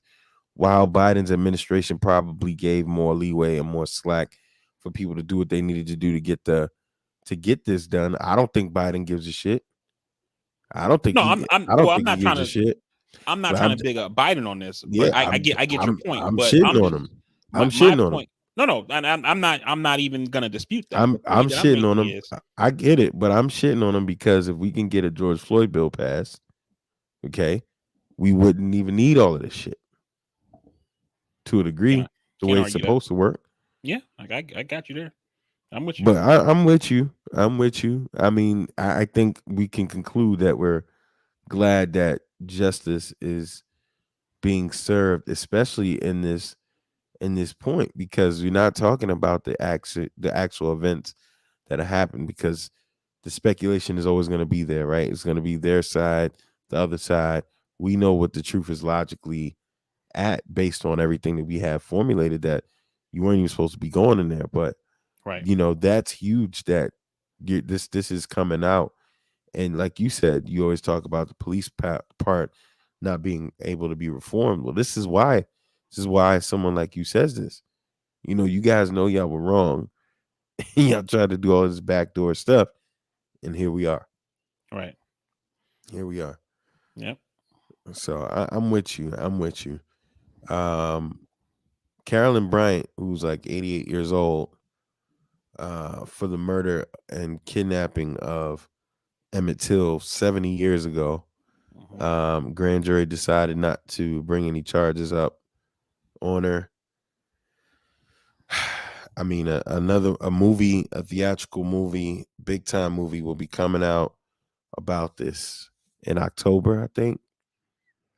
Um, I don't know, you know, uh, I don't know because there's not much justice that can be done for Emmett Till right now is regarding this lady. Hmm. She's been around. She was 21 when it happened, so 70 something years ago. Hmm. Um, and she's, lived this life, and this is all her fault. He obviously isn't coming back. And I think the saddest part is how many other Emmett Tills have there been, that we haven't uncovered. The Central Park Five, the countless others that have been put in these situations. And this is why I feel like it's such a sensitive subject and two-way subject, that the accusations and the things that it's a dangerous thing. Hmm. It's a dangerous thing. And we all seem to forget that at times. But here we are. Grand jury decides not to do anything, which in a formal process of legality, I think, there's other steps that can be taken. But I mean, man, what do you really do about this? And then now the movie's coming. Where do we go with this? I I hear what you're saying, and I disagree. Let me not say I disagree. I guess I do disagree Well, I'm a not little saying bit. I'm not saying there's nothing that can be done. I'm just No, saying, like, no, damn, like what no. the I fuck? get I get what you're saying, but like I think some people are looking at the situation saying, this thing happened 70 years ago. This woman's 87 years old. Like, what can they really do? And you know, I have to think back to a different type of situation where almost every year, right? With all the COVID news and stuff like that, we probably didn't really get to see it over the last 2 years, but almost every year we would see a story about some Nazi guy they found in Argentina or in the United States or, wherever the fuck. And this person's 90, those stories are probably going to stop pretty soon given the age of Right. people, from events that happened in the 1940s. But still, this 92-year-old guy who was a Nazi at this camp, and they found him and arrested him, and he's going to prison, you know. And while that person's, they're not even on the back nine of life, they're in the clubhouse already, you Right. know. But at the end of the day, justice got served, you know. So I don't care how old this woman is, This lady basically helped in the life of what was he, 13 years old, Emmett Till, 15, something like that. A teenage boy, 14. My bad. I was muted. for okay, a 14-year-old boy. She helped in him being kidnapped, tortured, and then lynched. and So and was innovated, allegedly, well, supposedly wasn't available for questioning. So, aided in the investigation and yeah. all of So that. I think something need. I think it's a travesty that they didn't bring charges again. Now, again, I'm not a lawyer. I'm not sure, what happened in the grand jury room because those processes are secret. But this seems like a miscarriage of justice to me. And this is a miscarriage of justice on top of a miscarriage of justice, because the only reason that this woman is in the news now is that we found out a couple of weeks ago that when the family was doing a search of the courthouse, from that time, and they found an unserved warrant for her to be arrested for lying about the whole Emmett Till situation, and it was never served. And this is how this thing ended up in front of a grand jury in 2022. So it's like I said, a miscarriage of justice Not to on top mention of a the miscarriage of memoirs, justice. not to mention her memoirs, and Right. yeah, and I guess what I was saying not wasn't anything counter to that. It was just like, to me, it's like damn, like, I mean, how much more of this? Like, what do we do? Like, at what point do we actually ever get justice, and what do we do? Like, this is Yeah. just crazy to me. But to your point, I mean, I feel that way randomly, connected but not connected. I look at the country of Congo in Africa, right? Twice the size of Texas. Been at conflict in inner civil war for years now. Mm-hmm. And then I look at how Belgium just at some point said, all right, have your freedom now. I always question, how is it that internationally the nation of Belgium never had to atone for the atrocities that they did there? The cutting off children's limbs for not producing minerals and exports, or quota. Belgium, has never been sanctioned for that by the world.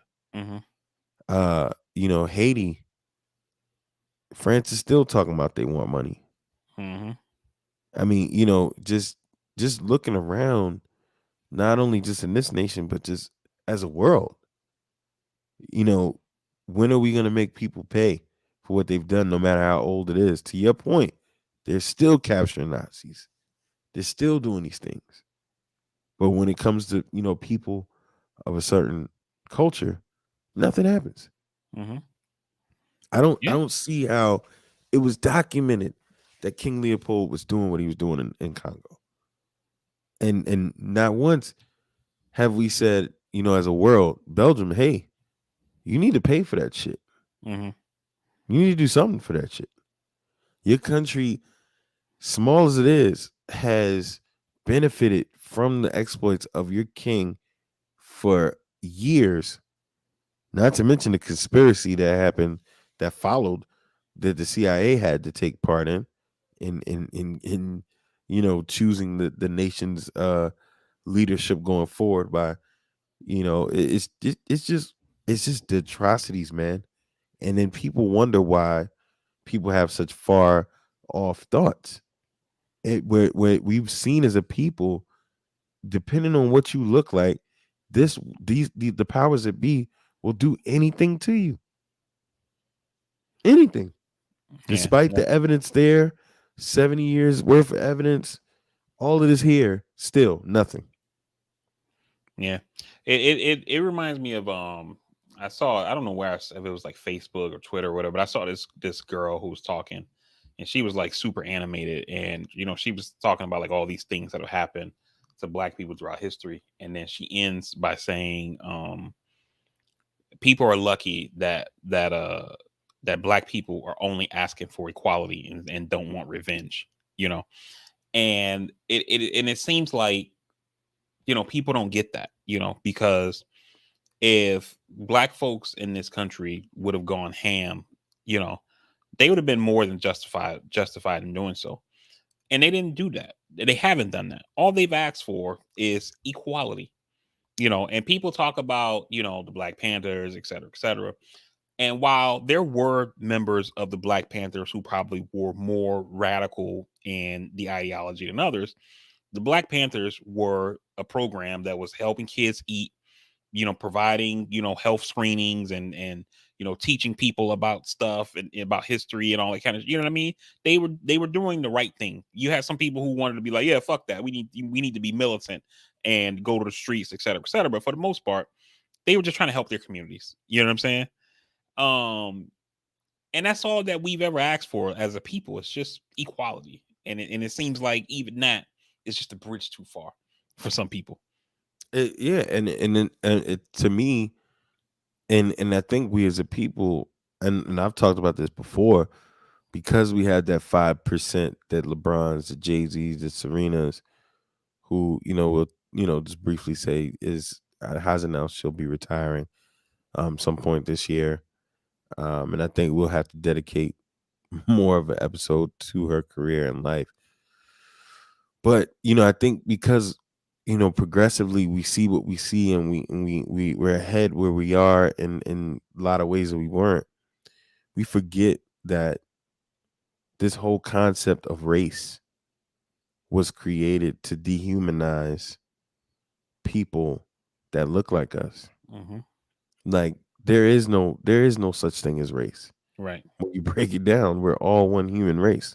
Exactly. You have the animal race, the alien race that exists out there in the stars somewhere, and you have the human race.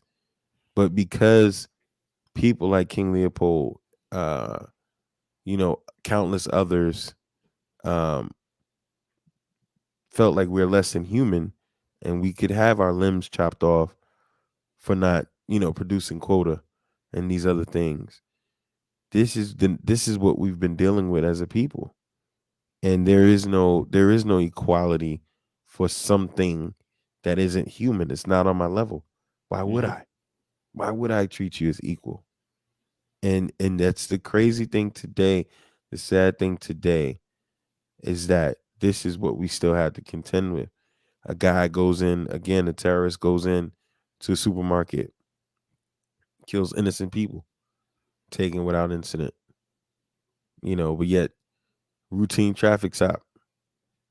You don't know if you're going home or not. Mm-hmm. Man, I don't know, man. And then on the flip side, again, in some of our cities, we're doing each other in. Yeah. 7 people were shot last night outside a bar I frequent all the time. Mm. Why? Why? What are we doing? And it's like you bringing up that example of the fact that these people are do murder, multiple murders, and are able to be taken without incident, and then people of color traffic stop, for some routine shit, and that could be the last time you're ever alive. And it kind of reminds me of, not to go back to the Trump thing, but just as an example, the FBI serves a search warrant on Trump, and all these folks like, you can't trust the cops. These guys, they're fucked up. You can't believe them. But when they kill unarmed black people, it's like, I mean, you got to listen to what these cops say. You weren't there. You know what I'm saying? It's they basically showing their hands.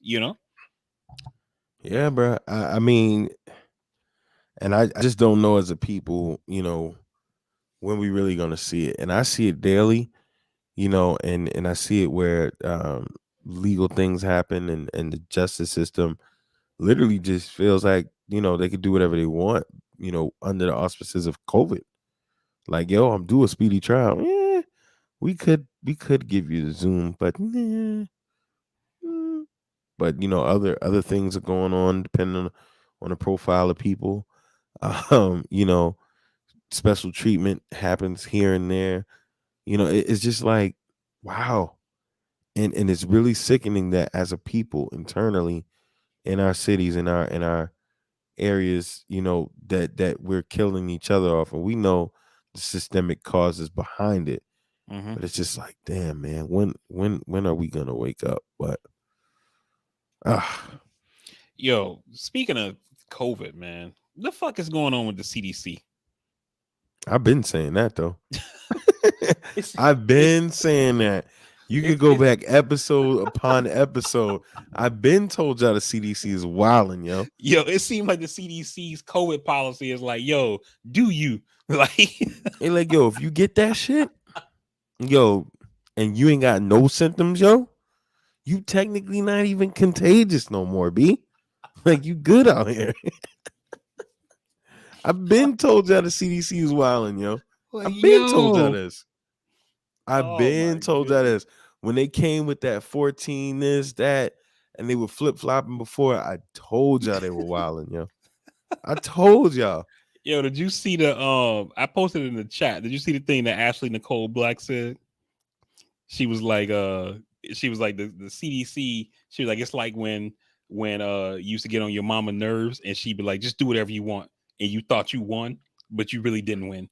Just like that's what's about to happen with COVID. Like, Yeah. oh my god, I yo. mean, it's just like, and this has been through 2 administrations now, right? Mm-hmm. It just seems like they like, yo, we don't have the answers, yo. We don't have all the answers, Sway. Not, you know what? I think I wouldn't go that far. I think they know the answers, but they're like, you know what? Motherfuckers ain't gonna listen. So for the ones who do, they're vax, they still masking, they'll be all right. For the ones who don't, it's gonna be survival of the fittest. And the reason why I say that, EJ, I was at the VA on Friday.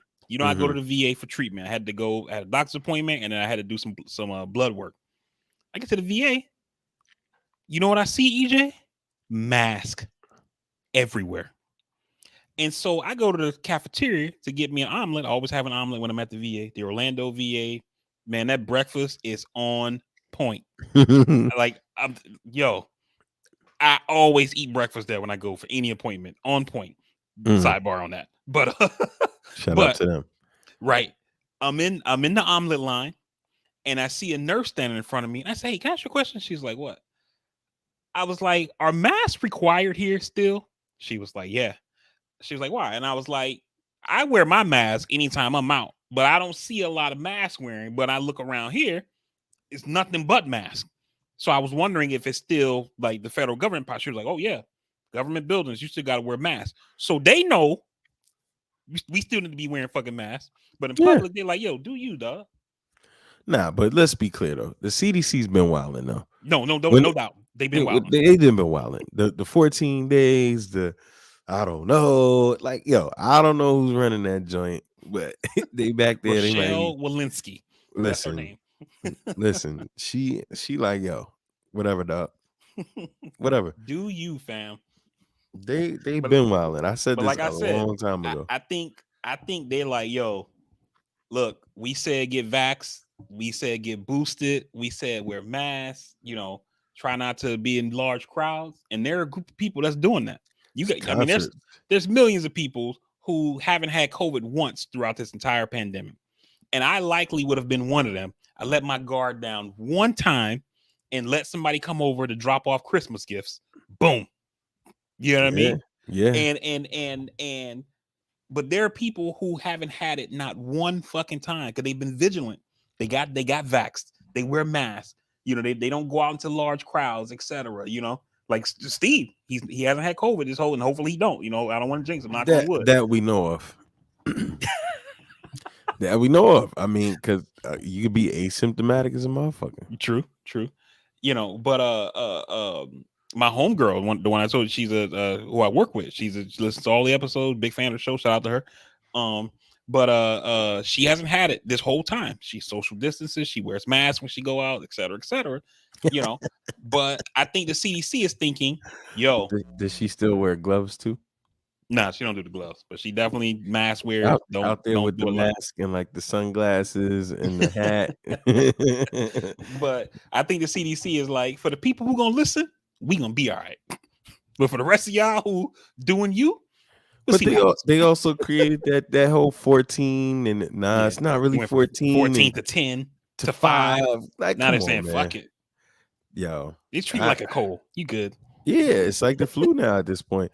They're like, yo, but research is showing that the hospitalizations, the deaths are going down. So it's kind of like, all right, like, yo, if it's on,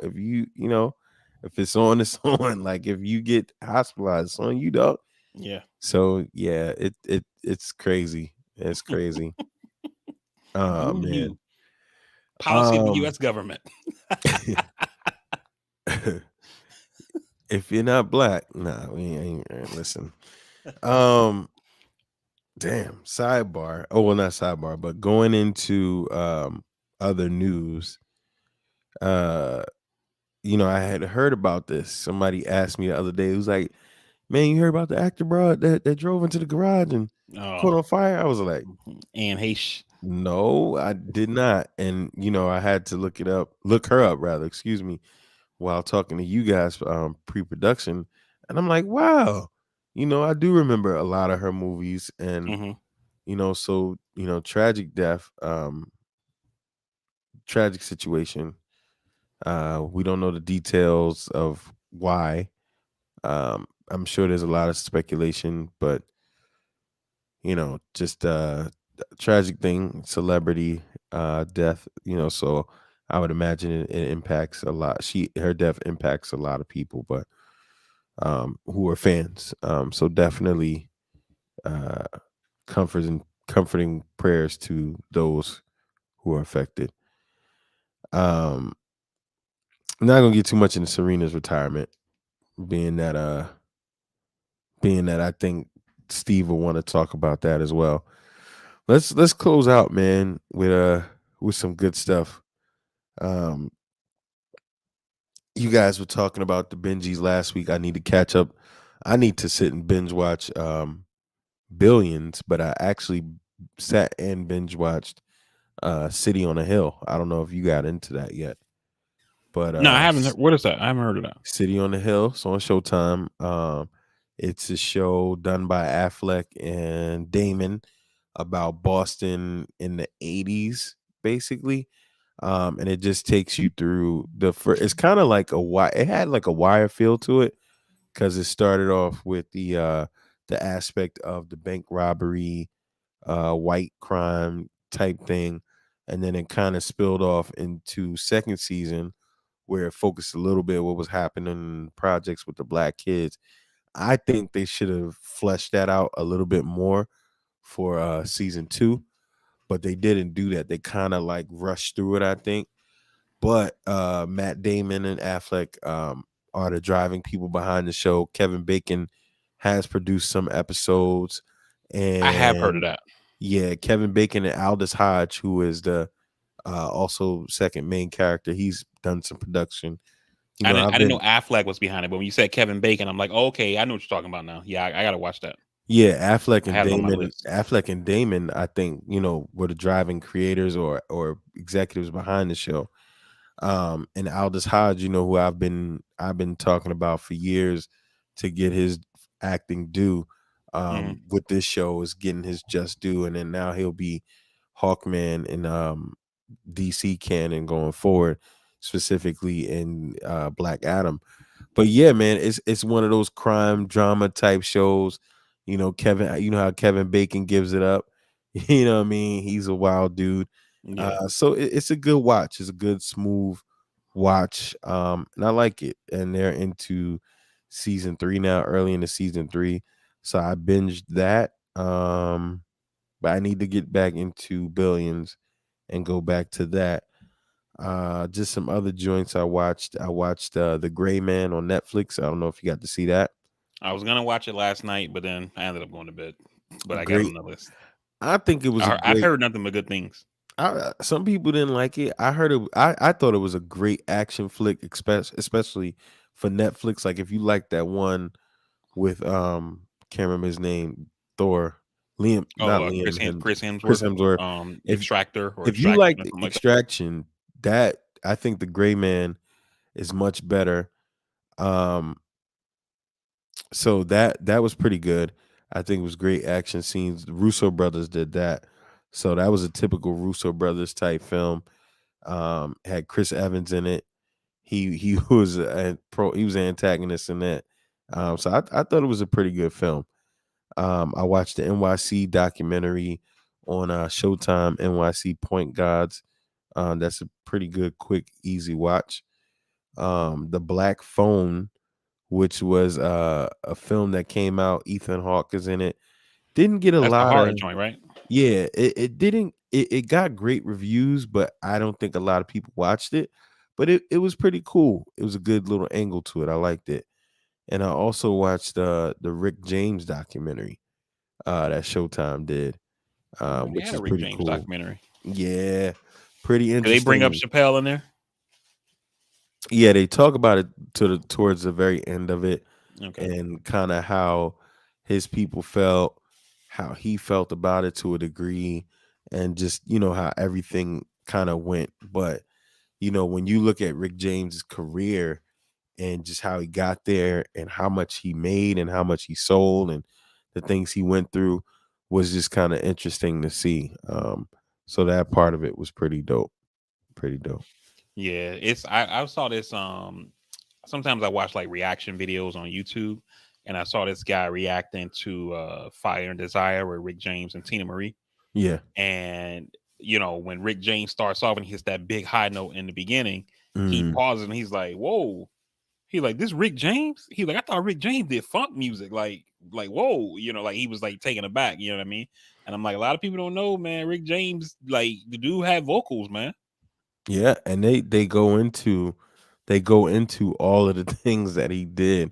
I mean, just at Motown and how him wilding out at one point gave birth to Lionel Richie solo career Yeah.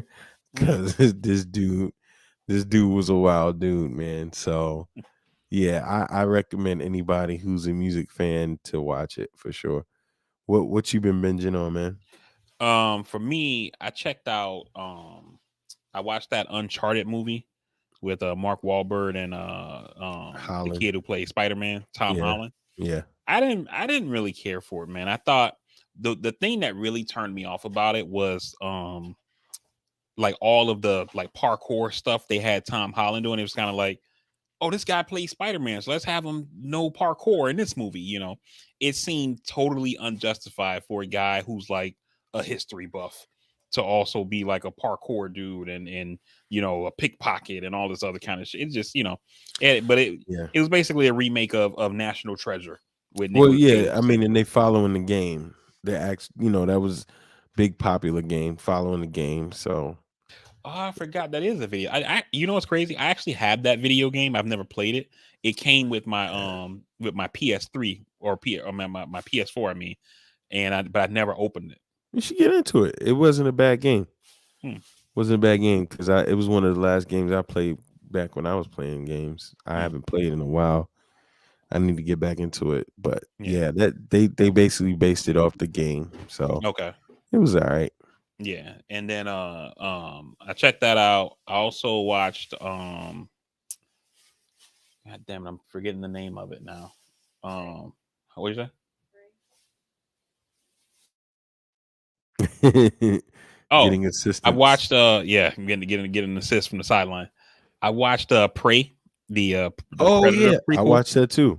I watched that too. And I actually liked it a lot more than I thought I would. I mean, it's a Predator movie, so you kind of know what you're gonna get, Hmm. and it kind of sets up like any other Predator movie. The thing that I, the thing I liked about it was, they're fighting people, people who are Native American in the Hmm. early 1700s or whatever it was, Yep. and they didn't have the Predator like be super like overpowering with the weaponry and stuff like that. But also it didn't make sense because it's like, you telling me an alien race is able to travel across the universe, but they got weapons that shoot arrows and not, 'cause they gave him a cannon that shoots arrows instead of the kind of shit he had in the original Predator, which is, their technology advanced from arrows to laser cannons in, in 150 years. Like that shit don't make sense. They can travel across the universe, but the weaponry, they didn't get there yet. That part didn't make sense. But overall, I actually liked the movie a lot. And I usually don't get this sense from movies. This is kind Hmm. of more of a you and Steve thing. Hmm. I didn't mind that it had a female led character, but at the end, when they make her the war chief, I didn't really, and spoiler alert if you haven't seen it already, Right, clearly.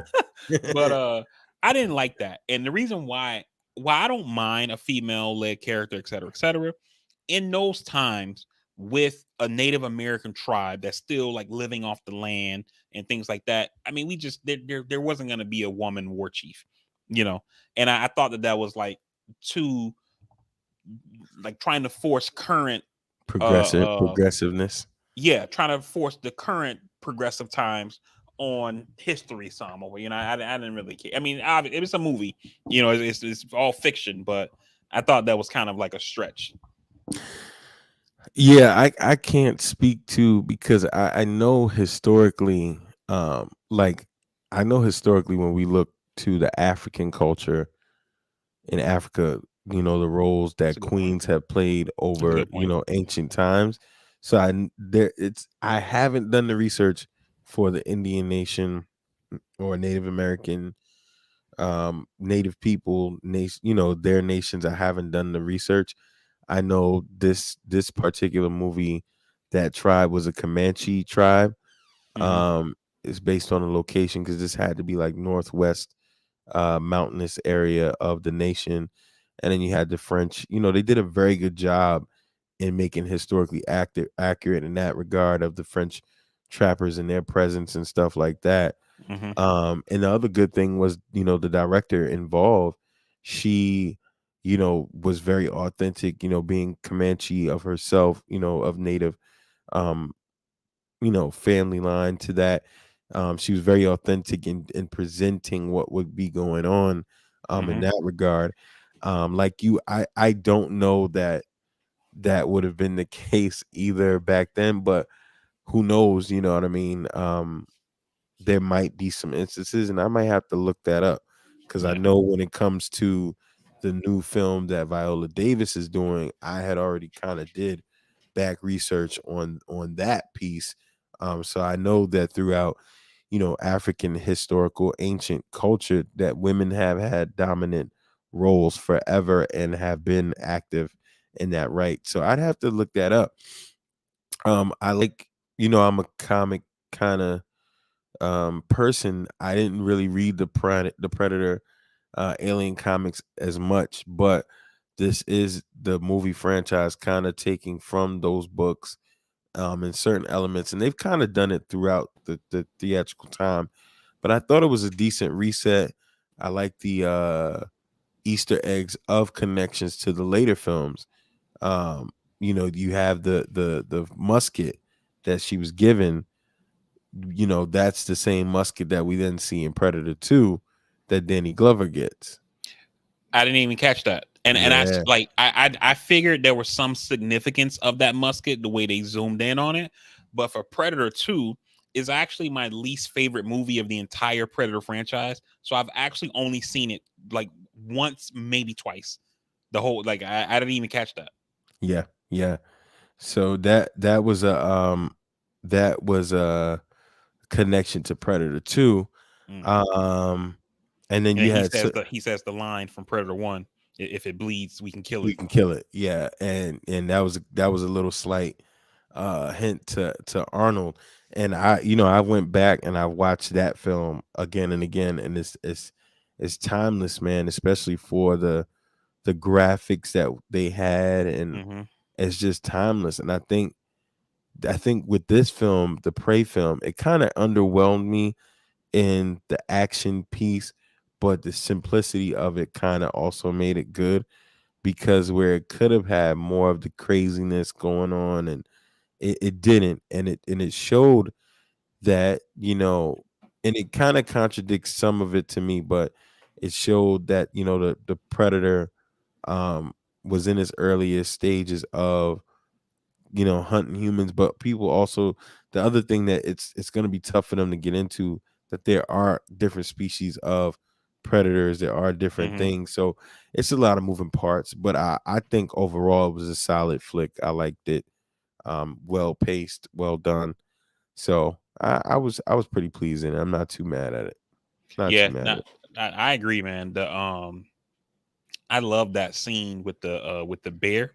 I wish that I mean I get it that they couldn't like they can't spend like countless time on it, but I wish they could Right. have gave that scene like another 15, 20 seconds or so. I really love that scene, man. Yeah, yeah. That was just a it was just a telling scene to just show, that dynamic.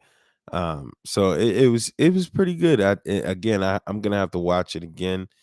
Um, but for the first look, I liked it. For the first look, I liked it. What else did you watch? Yeah, and also, man, I one thing was unexpected for me, not on the movie itself, but just from the organization Hulu. Um, I really went into it. I was like, man, I hope they don't cover this thing with ads because it's their own movie, So we don't really need ads on this thing, and they didn't put ads in it. It's an ad at the beginning, and then after that the movie plays straight through. Yeah. So I really like that they did that or whatever, so shout out to them on that. But yeah, other than that, I've been watching Big Brother, something me and my wife watched together. New episode tonight. Um and I've been watching Westworld on Big Brother. I don't know if you've ever watched the show at all or know anything about it, Once or twice. but it's so like this, it's a reality show. Hmm. It's happening right now. It's not something that's taped and then aired. The people are living in the house right now. um when you watch the show on Sunday and Wednesday, you're watching taped stuff that happened last week, and then when you watch on Thursday, you're watching a live show. um but one thing that was funny to me is that one of the characters, Taylor, is this black girl from Michigan. Like, she started off like having like a really bad dynamic with a lot of the house. They were trying to get her out, and she's just been working with other people, getting these other motherfuckers out one by one. And so this one dude, Daniel, who went home last week, um um he was saying like how he can't stand her, and don't want her. He told her in the house, don't talk to me again, and I don't want to talk to you again until finale night, because he thought they were going to vote her out, and then they just voted his ass out or whatever. And then in the goodbye message, because the people who pay CBS to watch the live feeds or whatever. Mm. So in her goodbye message, she was like, I guess you get your wish. You don't have to talk to me until finale night. And then somebody put like one of them clap back gifs, and it was like, that's how you clear a bitch. And I was like, yo. Well, yeah. So other than that and Westworld, I've been watching that. Westworld, the season finale is tonight.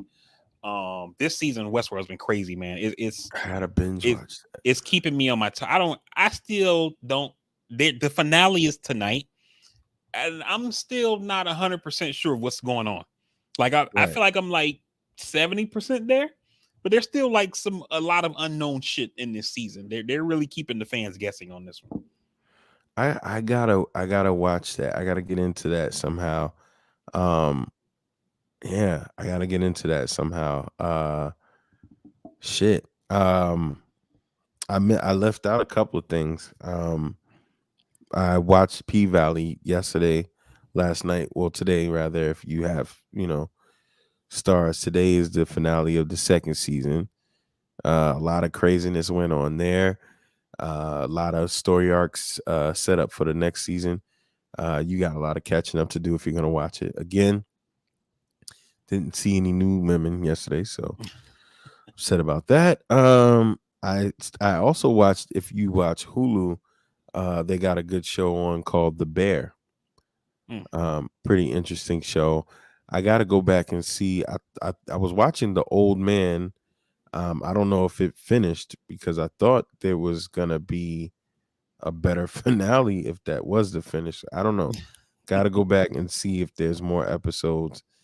Also on Hulu, it's a new show, new comedy called This Fool. Basically set in Los Angeles, and this Mexican dude going through life. Everybody shitting on him. It's fucking funny. I've watched like the first 3 episodes. It's been gut busting funny. So Did you ever get on Upload? I can't remember if you said so or not. yeah, I did. I did. Okay. I did. I loved it. I loved it. Can't wait till they come back out with that. Yeah. Oh, and also Raising Kanan for the Power Universe came back with season 2 last night. Gotcha. Pretty solid start. But briefly, and not to spend too much time on it, Game of Thrones, House of Dragon coming out. House of the Dragon. House of the Dragon. Yeah. House of the Dragon coming out. Rave reviews so far. How you feeling briefly? I mean, I haven't seen it yet. It premieres next week, so it's just review. We're seeing the people who got to see it early. How you feel about the But review so far? I've heard from the people who review the show, I've heard good things. From people who know the source material better, like YouTubers I follow on Game of Thrones and stuff, they like, for the ones who are big enough YouTubers that they got to see it early, it was kind of mixed. So it seems like the fandom is like, whereas the people who review TV are like, oh, this was fucking great, So we'll have to see. And like I always say, the big corps pay people to say things. So who really knows? We'll Right. have to see next week. But I will be tuned in. Definitely. I'll definitely be Definitely be tuned in. tuned in. Yeah. Well, we had our good old 2 hour mark, man. Big Steve couldn't be here today, traveling, wheels up. But VP, man, do what you do. Take us out. Bring us home, brother. All right, everybody. We definitely appreciate you guys rocking with us this Sunday morning, coming into Sunday afternoon. For those who listen live, we definitely appreciate you giving us that time. For those who listen once the episode posts, we definitely appreciate that time as well. You can find the podcast on all podcasting platforms. Just search at CastWorthy. You can also follow us on any of our social media at CastWorthy. On Instagram, it's at CastWorthy_podcast. While you're there, go ahead and leave us a like, comment, subscribe, share, follow, tell a friend to tell a friend, help us grow the audience. We very much appreciate it. And like we always have been saying at these closings, if send that text message, make that phone call, reach out to somebody, tell them how you feeling about them. I'm pretty sure they'll appreciate it. Tomorrow's never promised, so go ahead and take care of that today. Don't wait for tomorrow for what you can do today. Safe travels to Steve and his family who are on the way to Hawaii for a little bit of R&R and recharging the batteries, family time, etc. Hope they have a safe trip and a good time while they're there and a safe return. And that's pretty much all I got, man. Again, we definitely appreciate you guys for rocking with us. And we will see you on the next episode of the CastWorthy podcast. We're out. We love you. Peace.